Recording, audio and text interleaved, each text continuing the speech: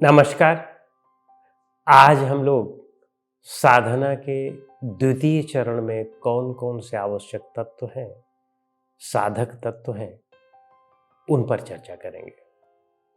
जब साधना का प्राथमिक चरण समाप्त हो जाए, यानी जब हमारे मन की स्थूलता समाप्त हो जाए, तब हम द्वितीय चरण में प्रवेश करते हैं। द्वितीय चरण में, जैसा कि मैंने पहले भी बताया, कि द्वितीय चरण में हमें एक सच्चे गुरु की तलाश होनी चाहिए। और जब मन से सच्चे गुरु की हम तलाश करते हैं, तब हमें सच्चे गुरु मिल भी जाते हैं। सच्चे गुरु की तलाश का क्या मतलब है? कहने का अभिप्राय है कि जब हमारी भावना शुद्ध होती है, लक्ष्य बहुत क्लियर होता है, तभी हमें सच्चे गुरु मिलते भी हैं। सामान्यतया हमें सच्चे गुरु की तलाश होती ही नहीं है।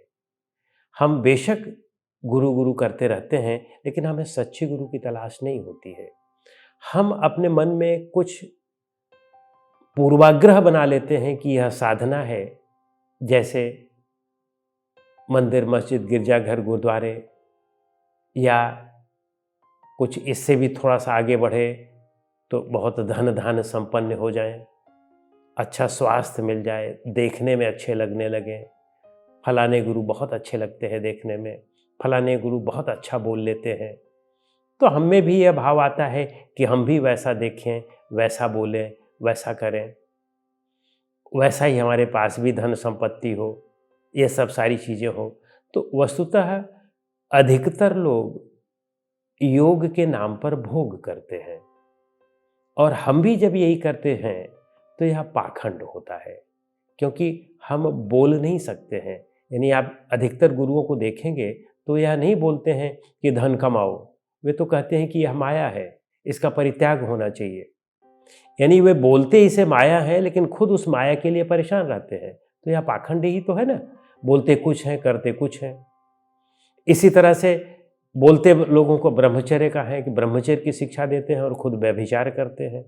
तो इसका अभिप्राय है कि उनमें पाखंड है।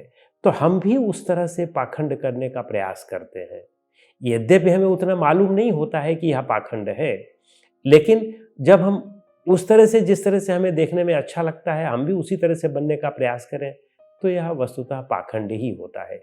तो हम भी यही सोचते हैं कि हम भी इस तरह से बने, लेकिन वस्तुतः जब आप समझ लेंगे कि साधना की गहराई क्या है, सत्य क्या है, तभी आप सत्य की इच्छा करेंगे, तभी आप सत्य को प्राप्त करने की इच्छा करेंगे।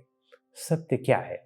सत्य यही है कि इस जीवन में सुख और शांति चाहिए। जो कुछ भी हम करते हैं, सुख और शांति के लिए ही करते हैं, लेकिन उस सुख शांति का मार्ग हम सही नहीं चुन पाते हैं।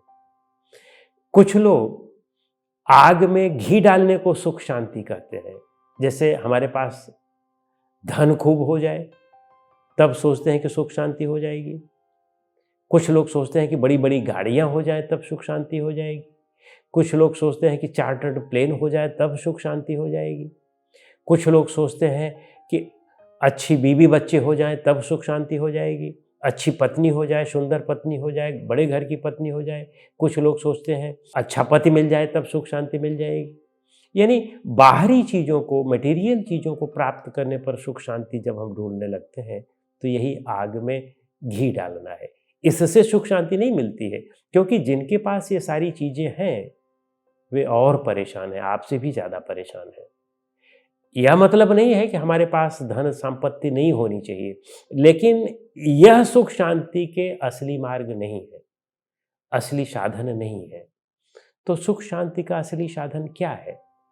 सुख शांति का असली साधन है, और सुख शांति मिलती भी उसी से है जब हम अपनी इच्छाओं पर नियंत्रण करते हैं, अपनी वासनाओं को जलाते हैं, अपने मन पर नियंत्रण करते हैं, उससे सुख शांति मिलती है। तो ऐसे गुरु की तलाश करें जिसने अपने मन पर नियंत्रण कर लिया हो। वही हमें मन पर नियंत्रण का मार्ग बता सकता है, गुरु बता सकता है। नहीं तो बाकी जो खुद ही भटके हुए हैं, वे आपको कैसे बताएंगे? वे भी आपको भटकाव ही देंगे। तो इसलिए साधना का द्वितीय स्तर में है कि अच्छे गुरु की तलाश करें, अच्छे सत्य ज्ञान की तलाश करें। यह पहला इसका चरण है। और फिर इसके बाद जब सच्चे गुरु मिले तब हम ध्यान का अभ्यास शुरू करें। ध्यान हमें अपने आंतरिक गुरु से मिलाता है। बाहरी गुरु भी आपको आंतरिक गुरु मिलने तक उसकी आवश्यकता होती है। आपका आंतरिक गुरु का मतलब हमारा विवेक जागृत हो जाए, हम अपने आप में आ जाए। जब आपका विवेक जागृत हो जाता है तो फिर बाहरी गुरु की भी आवश्यकता नहीं है। तब तक के लिए बाहरी गुरु की आवश्यकता है तो बाहरी गुरु आपको सच्चा मार्ग बताता है कि आप इस तरह से करें तो विवेक जागृत होता है, और फिर वह आपको ध्यान के लिए प्रेरित करेगा। जब आप ध्यान करेंगे तो आप अंदर के गुरु को अब जगाने लगे हैं। वास्तव में हम स्वयं अपने गुरु हैं, लेकिन हमारा गुरु सोया हुआ है, डॉर्मेंट मोड में है, उसे अब एक्टिव मोड में करना है।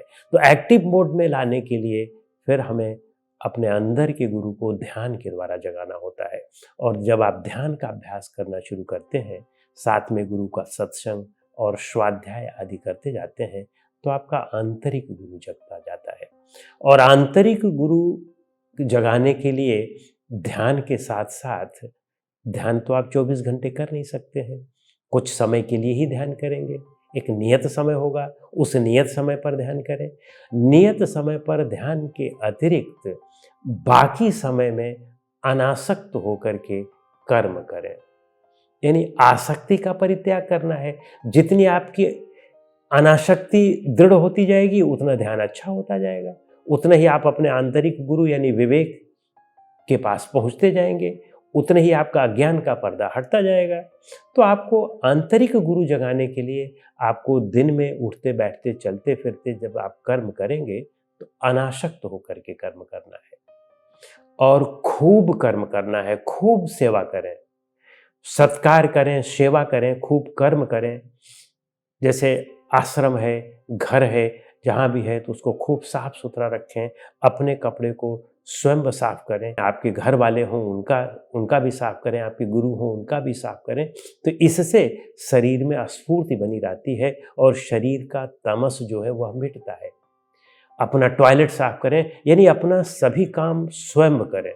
और आश्रम आदि है तो आश्रम आदि की स्वयं सफाई करें, खुद ही सफाई में लग जाएं।